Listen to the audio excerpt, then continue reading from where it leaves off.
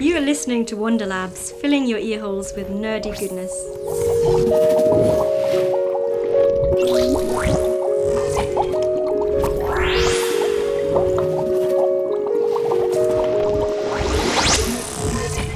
Hello, and welcome to WonderLabs. I'm Chris Richardson. And I'm Ellie Mackay. Today we're talking with Marion Koch. Marion is a researcher at Imperial College, and in this episode we explore her work on malarial parasites. We explore the importance of creativity in scientific research, the complexity of parasitic life cycles, and the methodology of studying mosquitoes, including how high-resolution photography is shining a light on the properties of blood. Malaria is a well-known and epidemic disease, so it was really interesting to discover more about the cutting-edge research that's being developed to combat it. As a biologist, it was fascinating to be taken into the world of these parasites, and we hope you enjoy the journey too. So, Marion, if you could tell us a bit about your background and how you got into what you're doing today. So I'm a biologist by training. I started studying microbiology at Imperial College London almost 8 years ago now, which is kind of scary. I specialised quite quickly into infectious diseases, microbiology, immunology. That's what really fascinated me about how different pathogens can really take over our body to basically do what they want to do. So what is a pathogen? A pathogen is an infectious agent that could be a virus, a bacteria, or parasite, anything that makes you sick, basically. Yeah. And so, that's what really fascinated me, how these tiny creatures can completely take over your body, can take over your cells to replicate themselves, so basically take from you whatever you need. And we think of ourselves as just very complex organisms, but the fact that something so simple like a virus or bacteria can actually infect your cells and use the components of your cell to replicate itself and grow, that's something that really fascinated me. So that's what I really focused on during my studies, and that's what then also led me on to continue my postgraduate degree, so my master's. I worked with malaria already during my master's, and that's where I then sort of got stuck, and still 3 years later, nearly at the end of my research. Like a parasite in a red blood cell, you're trapped. Exactly. Temporarily. I find that really interesting that you were so fascinated by parasites, because it's something that a lot of people would think, yucky, disease, infection, it's not particularly attractive field Glamorous. to go into, but I really like that explanation you just gave. You made the whole thing sound quite beautiful. It's interesting. It just goes to show that there's hidden beauty in the gross and the yucky stuff as well. Yeah, and even just, I guess, that seeming simplicity that you talk about as well. I think because these things are so small, because we can't see them, we often assume that because we have these big lumbering brains and these big lumbering bodies. That Speak for yourself. We have delicate, sorry, I have a big brains. I have a big brain. Ellie has a smaller brain. But the fact that we sort of pedestalize consciousness as being, this be all and end all, but actually some of the intricacies of these tiny, tiny things that you work with, it's a whole universe, incredibly special and interesting and very cool. Yeah. Okay. So you got stuck with malaria. Yeah. Not with malaria itself. You got sort of trapped, you say, in this world of malaria. So that's the one that you landed on, having studied lots of different parasites. What was it about malaria? What is it about malaria that's specifically so interesting to you? It was really my experience in the lab that made me want to stay. And the reason why was some of the labs can feel a little bit similar in that if you want to find out what a gene does, what do? You try and knock it out. So you remove that gene and see what happens to the organism. Or you might be interested in a particular protein, and so what you might do is you want to characterize that. So to me, at some point, it felt a bit repetitive. It felt a little bit... So it's like a process of elimination. Exactly. At some point, after having worked in 5 different labs, I felt there was not really this creative spark. There's something missing. But then working in this particular group, that's what really stood out to me. In fact, when I started working and talking to my supervisor, he said, well, Marion, what do you want to do? What are you interested in? And that, to me, just opened up a world of questions and fundamental processes. And for the first time, maybe, I felt like a real scientist. And really, this is my opportunity to actually answer a question. But I think that's wonderful and also I think that's really important for our listeners, especially younger listeners wondering about studying science or the arts. And if they're feeling like they're a creative person, quite often I've had this conversation with so many of my students who they love art, they love drama, they love music, they love language, so therefore they think, I'd be bored by science. And it's interesting that you've had that experience of the monotony within certain sort of routine of elements of certain labs, but rather than thinking, that's science isn't for me. You recognise that's that element of science and tried a different type of science, and then found that actually you can get that creativity and that exploration kind of fulfilment from just a different type of science. You don't need to leave the field. Absolutely, and I didn't want to make the previous lab sound negative either. I actually enjoy it. Absolutely enjoy it. We love all of the labs. All science is created equal. But I guess they're different ways of working, and some people are more suited to one way, and as you say, maybe a little bit more methodical. And then there are also some labs where, in a way, you could actually say maybe it's a bit more messy, but a bit more creative, a bit more. Follow your heart and follow your curiosity and interest. Try lots of different things first, and you can move around between different labs and different areas of research until you find something that fits your personality. Yeah, absolutely. In fact, that was the particular master's program that I studied. It's an MRes, so a Master in Research. And what that allows you to do is, over the course of a year, you can work in 3 different labs, and then you choose one that you really like to choose to do your PhD in. So it's sort of like a try before you buy scheme. Yeah, great. And if you think about a PhD, it's 3+ years of your life. Huge so you really want to make sure that you're going to be happy where you are. It also is extremely rewarding, and it feels pretty amazing if you have a supervisor who believes in you, who does think you're probably going to come up with something that's not complete rubbish, and allows you to go with that. So, the summary to the PhD. Marion Koch, Malaria. Coming up with not something complete that's not complete rubbish. My story. I feel like that may be the motto of a lot of PhD students. So. Fantastic. Okay, so back to malaria then. Let's just cover the fundamentals for people who, fairly much everyone has heard of malaria. Most people would know what malaria is. Most of them would probably, I guess, know that it's something to do with mosquitoes. Yeah. But then maybe some people would know that it's a parasite, that it's a plasmodium, that it's some sort of vector-borne. You're then starting to get into more sort of detailed science. Could you just run through the kind of the basics of what malaria is and how it's transmitted? Malaria 101. Yeah, let's do it. So malaria, it's a eukaryotic parasite, so it has a nucleus. It's much more complex than viruses or bacteria. It's actually, in terms of its evolutionary origin, it's somewhat related to red algae. So if you wanted to compare it to anything, it's probably more plant-like than anything else. Oh, interesting. Which I thought it's one of my favourite malaria facts, which is quite curious. But it's a very complex unicellular organism. Okay. It can infect pretty much anything. So in fact, you get bird malaria, you get lizard malaria, you get monkey malaria, human malaria. So like with HIV as well, how we get these different immunodeficiency viruses in different states. Or like bird flu or swine flu. That's right. And so they're different species or different strains of... So there'll be Plasmodium, but then, for example, the deadliest human strain is Plasmodium falciparum. So in the same way that humans are Homo sapiens, the equivalent of Homo for the parasite would be Plasmodium. So Plasmodium is the genus, and then you've got these different species within that genus. That's right. The way that malaria works, so the way that it infects people, is that it's transmitted by mosquitoes. And when they take a blood meal, they will inject some of the parasite that they'll hold within their salivary glands. And these parasites then travel through the bloodstream into the liver. Right. And in the liver, you've got the stage of the parasite, which is called the sporozoite, and this multiplies first within your liver, and you can think of it a little bit as if it's building up its army within your liver. Like a breeding ground. Absolutely. And at this point, you'd actually have absolutely no idea that you're infected at all. So symptom-free at this point until the parasite breaks into the bloodstream. And what's the sort of rough timeline on that? It can be in your liver for a few weeks. Okay, I think it's the normal. So this is why they say when you come home from travelling, even if you feel ill, several weeks later, still go and see a specialist, because it might be tropical. So before all that's even happened, and this blood meal, that's only the female mosquitoes. Yeah, that's right. Yeah, because this is a fact that I often hear people misusing, this idea of, you can't get malaria if it's a male mosquito. And it's just the patriarchal nonsense. So firstly, can you maybe just clear this up for us?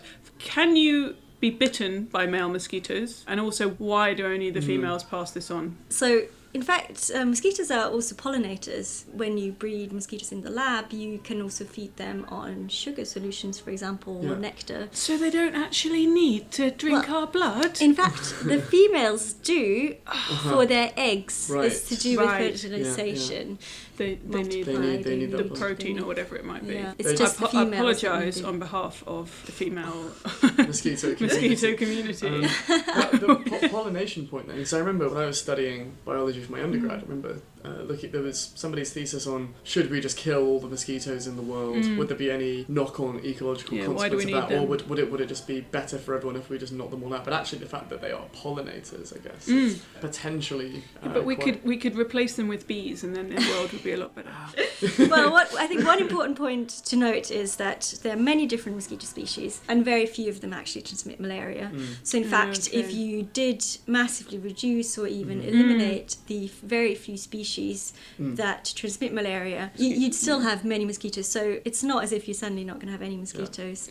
And presumably the malaria, if you eradicated all mosquitoes, for example, the Plasmodium might find another vector. Potentially. Like horseflies or something that also bite or suck blood. I mean, I guess if it took enough time and allowed enough time, they're certainly highly mutagenic. Which is why drug resistance, which I'm sure we'll go on to a bit later, is such a big problem. So, female, she's taken a blood meal. Yes. Injected we left an army in the liver, didn't we? Yeah, legions. You have no idea at all what's happening. We've got the blood meal, these parasites have been injected into the bloodstream, they found their way into the liver, and they're multiplying. Right, so then what happens is, the reason why they go into the liver, they develop into a different stage, which is then ready to go into your bloodstream. So this stage is called the merozoite. Yeah. It's this tiny parasite, it's about 1 micron, it's about 1/8 the size of a red blood cell, and its entire reason for existence is to get into that red blood cell. It does so extremely quickly. It manages to push its way into the red blood cell within about 30 seconds.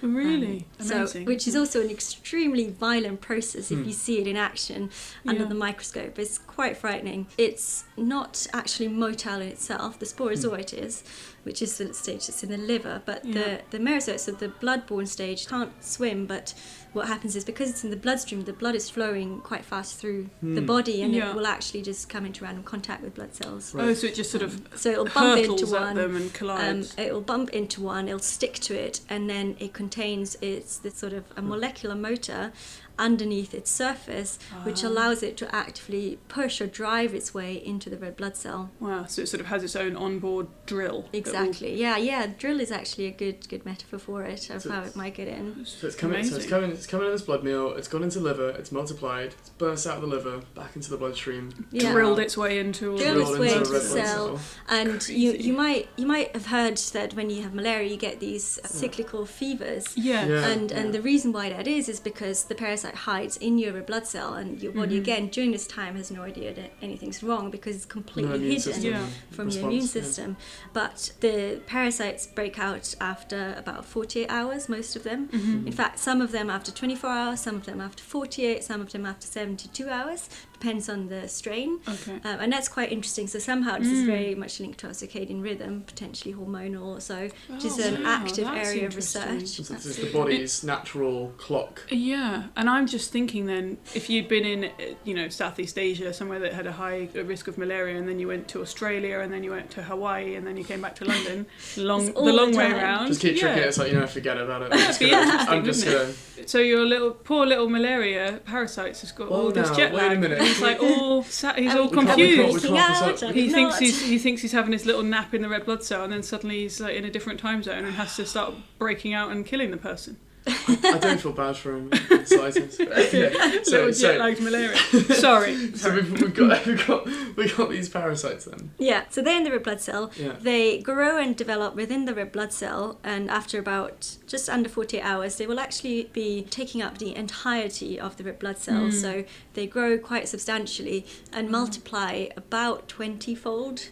So you can, towards the end of the life cycle, if you look at the parasite under the microscope or the red blood cell with the parasite in it, you can see about 20 nuclei which are contained within the red blood cell just before the parasites burst out ready to infect new cells. And so as you can imagine, you will very, very quickly get this extremely high number of parasites in your body because you have a 20-fold or so. And you've lost all those blood cells completely destroyed. Oh, yes. Obviously, at this point, your body will respond and will notice that something is quite substantially wrong, particularly when a lot of your blood cells are bursting. And this is clearly a signal to your body that there's some stuff floating about that should not be. A lot of angry, jet-lagged plasmodium.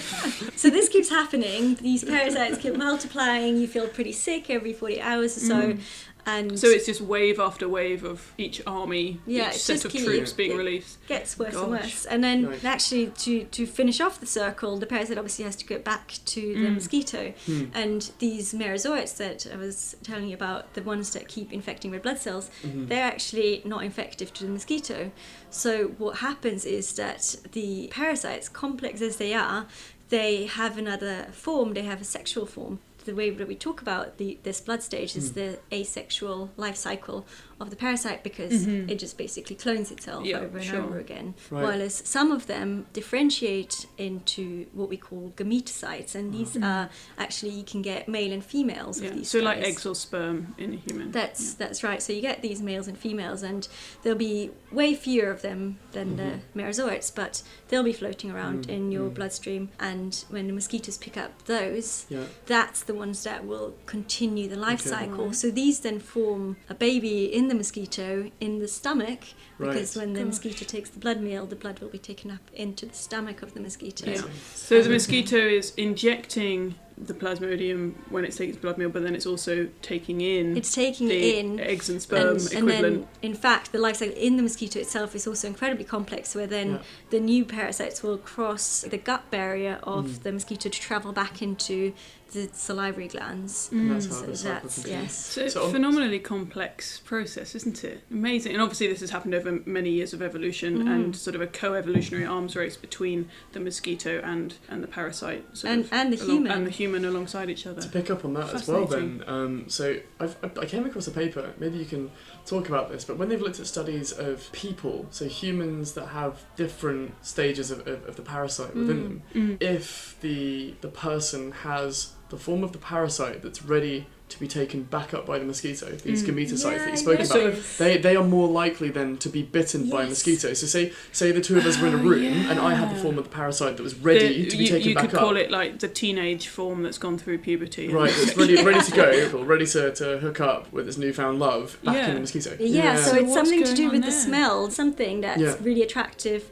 to the mosquitoes. Like a pheromone, essentially. Yeah, something. So something in the same way that we advertise when we're fertile, when we release an egg. Yeah. If you were full of prepubescent malaria plasmodium parasites, then you would smell delicious. Exactly, and you see you're statistically more likely to be bitten. And just again to come back to what you said at the start about just these seemingly simple things being able to modulate our big lumbering bodies and such like that's amazing. How these parasites can actually modulate the way that we smell just so that they can continue their life cycle successfully is pretty cool. As again, anything by natural selection, right? Because the ones that will make you smell the most delicious to those mosquitoes, they're the ones that we passed on, right? Smell the most delicious to those mosquitoes. I want to find out what that hormone or that pheromone is, that chemical that makes that smell, because you could obviously then smell your enemies. Well, no, I was gonna go. Enemies that we have. This is the difference between you and I. I was going to say you could come up with some sort of counter to block it or mask it, and that would be a good mosquito repellent. But you've gone with soak your enemies in it so that they get bitten lots. Fantastic. Okay, so the specific part of that life cycle that you've just described then, the bit that you focus on is the parasite entering the red blood cells. So the army's built up in the liver, it's bursted out of there, and then it's invading these red blood cells. Okay, so to go into just a little bit more detail with the red blood cell invasion, it's kind of crazy because it is this extremely fast process. There's about 30 seconds or so, but actually an insane amount of stuff happens within these 30 seconds. You get several protein-protein interactions, so molecules on top of the parasite surface interact with molecules on top of the red blood cell. So the parasite proteins will bind to red blood cell proteins that help the parasite to stay on the red blood cell. Yeah. What what I was interested in is whether they do more than just help the parasite to stay on. I was wondering whether there might be some signaling happening. So by binding onto certain proteins on the red blood cell, is that like a secret handshake that will open up the red blood cell to the parasite?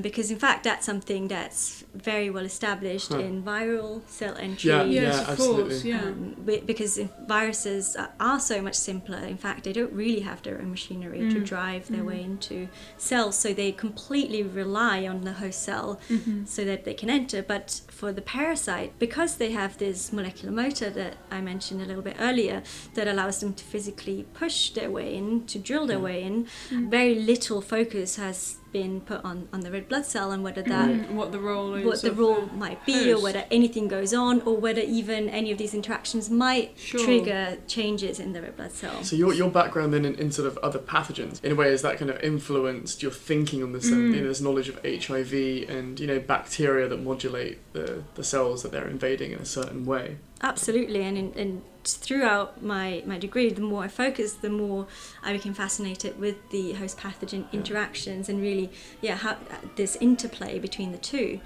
and that certainly has led me to ask some questions which maybe some other supervisors might have said that's ridiculous. Well, again, it goes back to that creative freedom that we were talking about at the beginning, the idea that you've come at it from the other angle and thought, well, hang on, what's the role of the host here, and maybe this is something else that we need to look at. But so this may be a silly question, but what would the purpose be, or the benefit for the host cell of having some sort of protein interaction that would open its doors to welcome in the parasite? So there would be no benefit at all to the host cell. It might be a molecule that's used by the body in a different way in normal processes that's being sort of hijacked by the... exactly. Right, okay, so that makes sense. So you started looking at these proteins sort of on the surface of the red blood cell and these protein-protein interactions. So what's your sort of research methodology, and then what have you found so far? So it's actually been incredibly challenging, particularly working with the red blood cell, because I'm sure you're going to say, of course, but maybe most people don't think about it, is the red blood cell doesn't have a nucleus. So in fact, you cannot genetically manipulate it in any way, which makes working with them extremely difficult. On top of that, you can't culture them as otherwise. If you work with a cell line, what happens is that you have these clonal populations of these cells. So they just multiply themselves, they'll all be identical, and you can manipulate them pretty easily, which allows or opens up many doors for your research. With red blood cells, also you can't culture them because they don't multiply, because they don't have a nucleus. That's it, So in fact what we do is we get blood deliveries every week. Fresh blood. So we get some fresh blood. Dare we ask where it comes from? If you'll notice as well, that's why we've given you a nice red microphone. We've given you the red microphone, cable today. I thought you might appreciate that. Just when you thought you were away from the lab and all the blood. So tell all us about that. these bags of blood that get delivered. Are they bags? Are they boxes? They are actually bags. They are the blood. typical, in movies when people get these blood transfusions, they are those bags. And so, but they can't just be from any old person on the street that you've drained of blood. Presumably it has to be... No, it is human blood. And it has to be quite sort of pure or clinical, sterilised? So we do get it delivered from the blood bank, and in fact it is blood that's being donated by people, but it's non-clinical, which means that you can't use it for transfusions for one way or another, but it's still fine. So that's the blood that we get. But so the blood that I work with every week is different, and of course, because it's from different people. Because it's from different people, so in fact it might be from a woman or a man, it might be from a 25-year-old woman or a 60-year-old man, it might be from someone coming from somewhere in Africa, or with any Europe, sort of genetic conditions. Absolutely. It's incredibly complicated. So you do, for example, get mouse malaria, and in fact there are certain labs that work with it as a model organism, but generally, because you can culture the parasite in human cells, I think your research is much stronger working with the actual parasite that infects. So in that case, we need a lab full of humans that we can breed and drain of their blood every day. There is some research where people try and differentiate stem cells into into red blood blood cells. cells. Oh, cool. So then that would technically be more consistent. But actually not that many people, I feel, work with the red blood cell too. Not that many people care enough. But there is that now happening. It's a really interesting point. And in fact, there has been a bit of a breakthrough in these differentiatable cells. But anyway, so I guess the whole point was that it's been pretty challenging working. There's been a lot of variables in my research. But so the kind of work that I've done is, in fact, I've been very much inspired by some physicists and some physics questions, and the reason being is that in fact the red blood cell is quite interesting in terms of its physics aspect. How so? It's the most deformable cell in the human body because it doesn't have a nucleus in it, because it does lose most of the organelles that normally fill up normal cells in the body. The organelles are other components within the cell, like the mitochondria and the ribosome, all those other things. Exactly. So normally cells are extremely crowded with all of these components and compartments. These guys are just cruising like, through the bloodstream. Exactly, they're just spitting it all out. Sorry, Karen. So they're very flexible, they're malleable. very flexible and deformable, and sort of that shaped our way of thinking in that. Does the parasite care about that? Is that why it likes the red blood cell so much? Because, of course, it has its own motor, but does it care whether a red blood cell is more or less deformable? Might it perhaps trigger or change the biophysical characteristics of the red blood cell in a way that makes it more deformable so that it can get into the cell more easily? And at this point it's worth mentioning that the membrane itself is not a fixed barrier. The membrane is like a mosaic. Yeah, the membrane is made up of lipids, so fats, and you've got proteins within that might be floating around this lipid environment. And depending on the type of lipids that you have within that membrane, so for example cholesterol is a lipid that has quite a particular shape, and if you have a lot of that lipid in the cell membrane, that makes the red cells or the cells generally stiffer. So the cell could be more or less stiff dependent on different lipids that it might have in its membrane.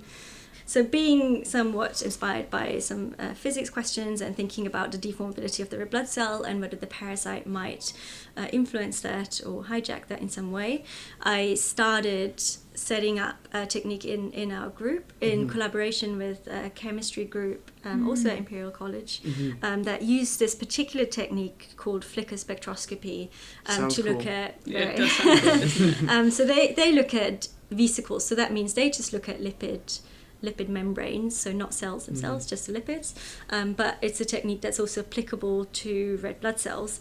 And the reason why it's called flicker spectroscopy is when you actually look at a red blood cell under a normal microscope, just with normal standard light, bright field microscopy we call it, you can actually see them wobble about. So they are so they are so cool. They're so deformable that you can actually you watch them just wobble around a bit, which is pretty cool. And that is in itself Brownian motion, which means that that's just molecules bumping into each other. But these membrane fluctuations or these wobbles, they will be affected by the biophysical characteristics of the red blood cell. So in simple terms, if you have a really rigid red blood cell, it wobbles much less than if you have a very deformable red blood cell. Wow. So you look down the microscope and you can see like how much movement there is in the crowd, like whether it's a very jiggly party or a very stiff party. That's right. So it is. What party do you prefer? A jiggly party or a stiff party? I feel like I like a jiggly party, like a bit of a cha-cha going on in there, as opposed to a waltz. So it is slightly more quantitative than just looking at a cell saying, it's a bit of a wobbly cell, isn't it? So what we do is we film the red blood cell at a really high frame rate, so around 150 frames per second, to get quite and at a short exposure time so that we get a really sharp image. And then we extract the contours, so the shape of the cell, this round shape of the cell that you can see when you look straight down at it. And you can break down these complex waves. So if you have done any sort of wave functions in mathematics, that's basically what it is. You can break these wobbles down into different waves, sine waves in fact. Oh, wow. And you can then finally fit this data to Hilfrich's membrane equation, and you get two different physical parameters called tension and bending modulus. And to cut a long story short, I found that when you add a particular parasite protein to the red blood cells, it lowers the bending modulus of the cell, and the bending modulus is the energy required to bend a membrane. Oh, wow. So what it's doing is this protein is changing or lowering the energy to bend the red blood cell, meaning that it actually needs to use less of its own motor force to drive its way into the cell. That's So like genius. like a catalyst almost. Yeah. So it's making what was a sort of a stiffer membrane, it's making it more wobbly and more sort of gelatinous, so that it can just push its way in more easily. Absolutely. Amazing. That's very, very cool. And that came out as a result of your development of this new technique, to be able to kind of actually prove that was going on. So the technique, I'm not the first person to use the technique, and it was in collaboration with another group, but I set it up in the lab, and I think I'm the first person to use it with malaria. Great. That's cool. amazing. But I'm not the first person to use it in the world. So do you think that, I mean, this flicker spectroscopy used in that context is something that will attract people's attention?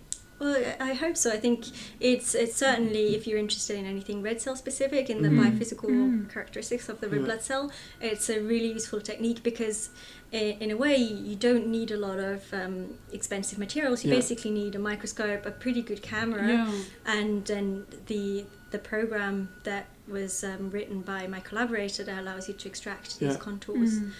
It actually so in terms of the cell biology, it only really works very well with red blood cells or with vesicles. Right. The reason being that if you actually look at any standard cell, they are so much less deformable, and they're just boring. You can't They're not getting on down with the dancing. They're not boogieing. Yeah, no, there's none of that fun happening. So it is somewhat limited, I think, to certain cell types, red blood cells being one of them. But presumably that, I mean, if you've sort of, your work is showing that this binding with malaria can change the rigidity or the deformability of the red blood cell, maybe the deformability of the red blood cell is critical in other diseases of the blood. And and there are many other toxins, and in fact one researcher that we work with quite a lot, he works on a particular toxin that binds to red blood cell, changes the membrane properties. He uses the same technique in fact. So it is quite a nice technique. It can give you quite a great amount of insight. So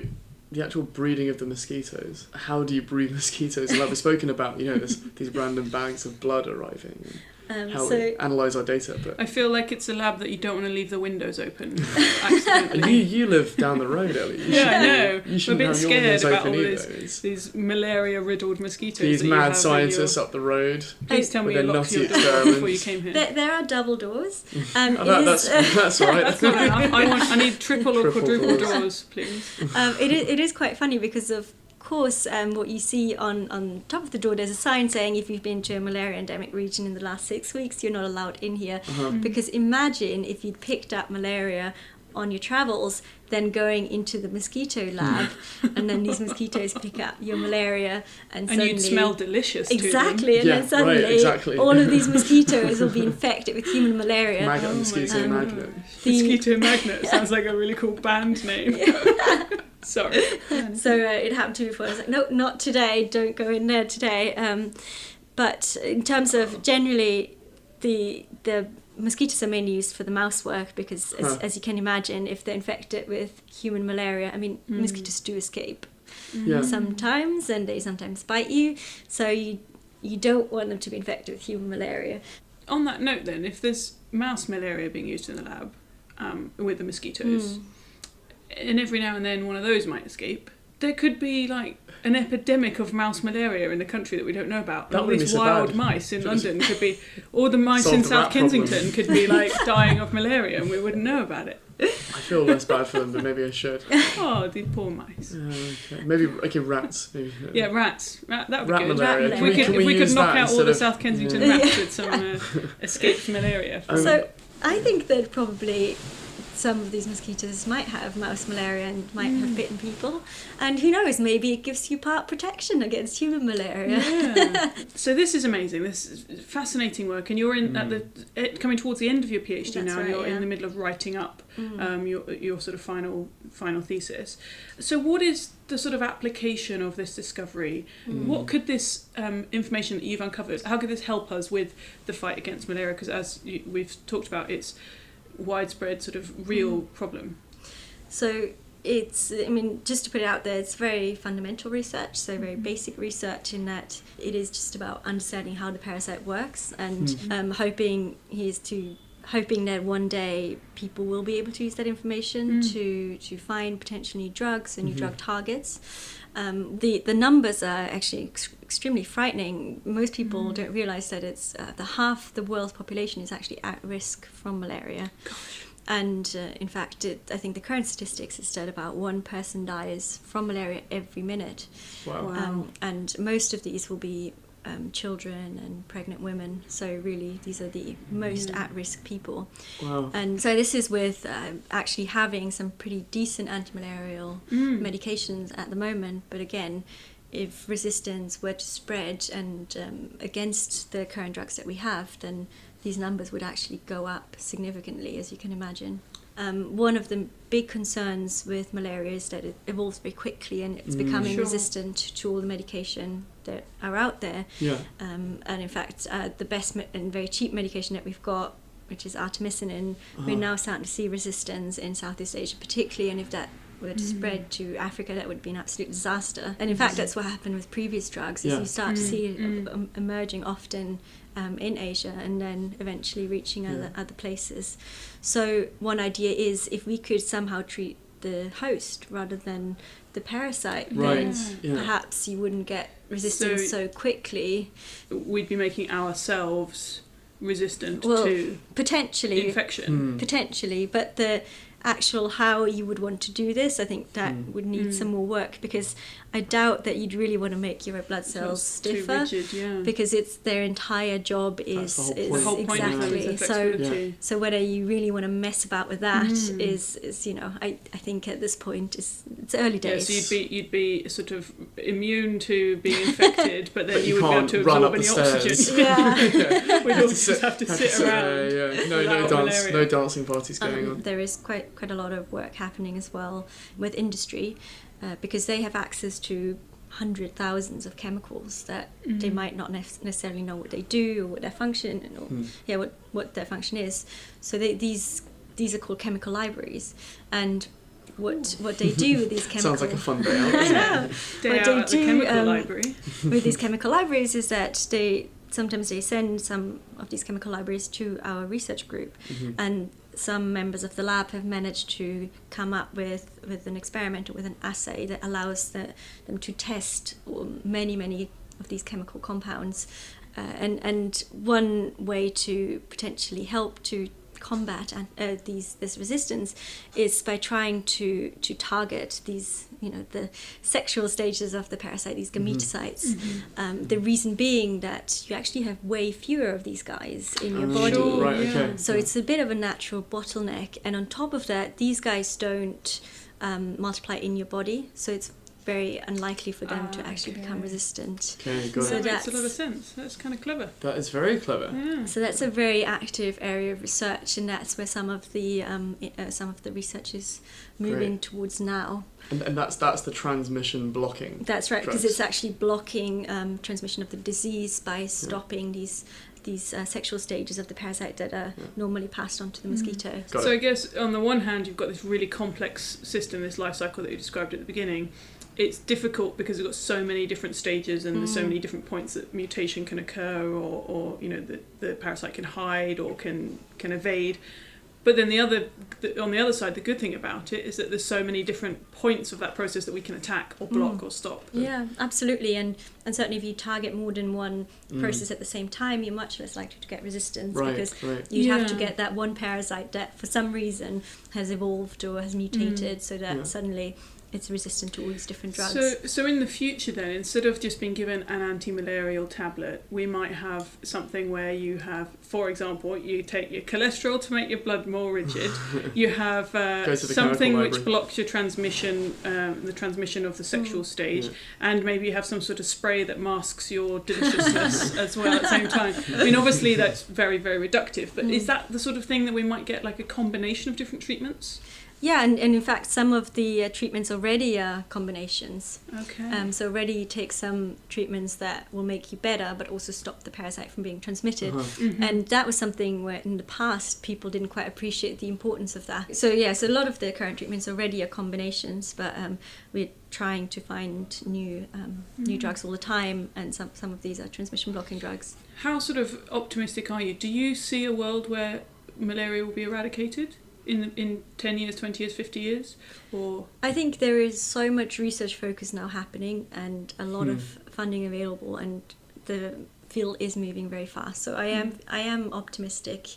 I do think a vaccine is absolutely required, and that's where I think progress is still somewhat lacking. There are some vaccines now available, but efficacy is not as high as and is that because of the mutation rate or some other reason? I think it's because there is quite a lot of variation of parasites, first and foremost, and then the vaccine is also not very long lived. I know the numbers sound pretty horrific in terms of one death a minute, but actually if you look back at sort of historically, the death rates have gone down 40% in the last 15 years. So there have been lots of advances, and in fact, that's good. Again, this is, I am optimistic. I think things are moving in the right direction. It's just going a bit slowly, but this reduction has been primarily due to bite reduction, and bed nets have been absolutely fundamental in that.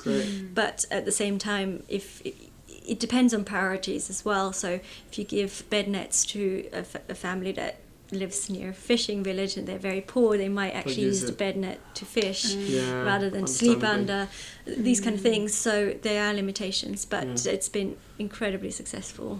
Marion, thank you so much. Thank you great. very much. Incredible. Before we let you go, we do have a little set of rapid fire questions that we do at the end, just a little bit of fun. So if you weren't doing what you're doing right now, what do you think you'd be doing instead? It doesn't have to be in science. Maybe video game design. Yeah, so in a former life, you worked in video game design as well. Yeah, that's right. It's my passion. That still, if I can't really, if one experiment has failed, and in the evening I enjoy nothing more than playing a few games. What do you think then about games like Pandemic? These are online computer games where there'll be a spread of disease. Another one's called Contagion. There's a couple of different ones around. I've played Pandemic for about a week. I did get quite into it, actually. Presumably you were quite good at it because you. Yeah, I did actually. I feel like that's a natural affinity for that. 7 years of education well not wasted. Applied, yeah. Right. Fantastic, thank you. Okay, it was my turn. So which emerging field or technology are you most excited about? In any field? Well, one field that I'd be really interested in going in is actually emerging diseases. In fact, zoonotic diseases, so diseases that are common in animals and are often transmitted to humans, and often with devastating consequences, such as Ebola, for example. And HIV, I think, as well. Yeah. Okay, fantastic. Great. Thank you. What is a topic in science that is commonly misunderstood, that really frustrates you? If you had a magic wand and could wave it, and all of a sudden everybody would understand this concept. I think evolution probably is the biggest one. Give you a high five. I might agree with you on that one. Yeah. Yeah, so what's misunderstood about evolution then? Well, we evolved from chimps. Yeah, it's a big one. There's so much. Not really understanding. For example, there's just some misunderstandings about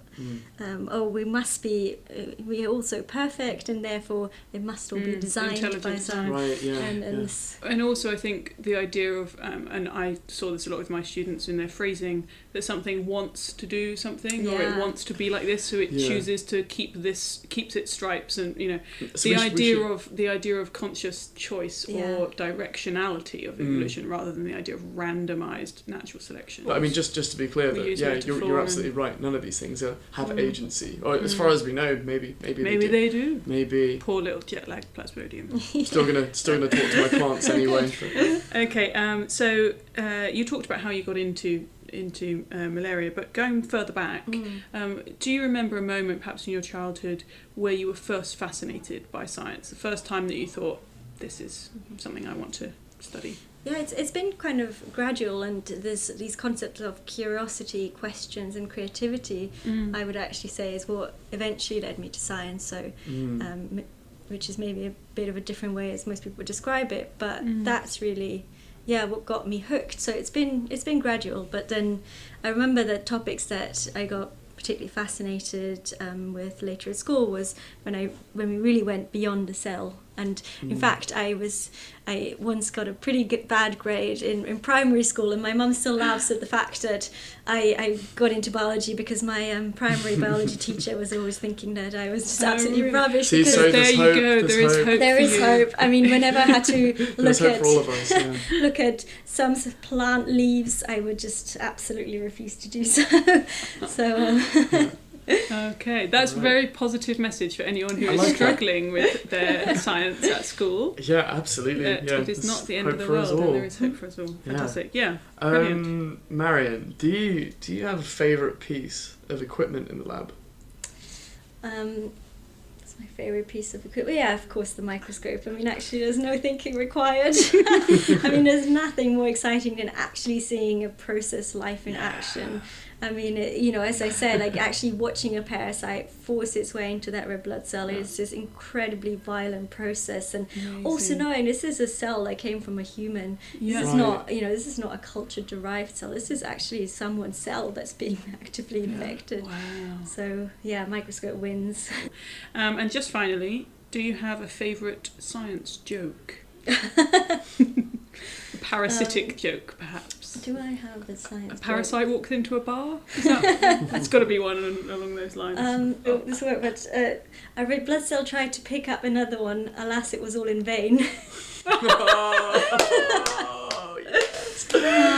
Marion, that was amazing. That's incredible. Thank you so much for joining us today. Oh, my pleasure. Amazing. Thanks for having me. Marion.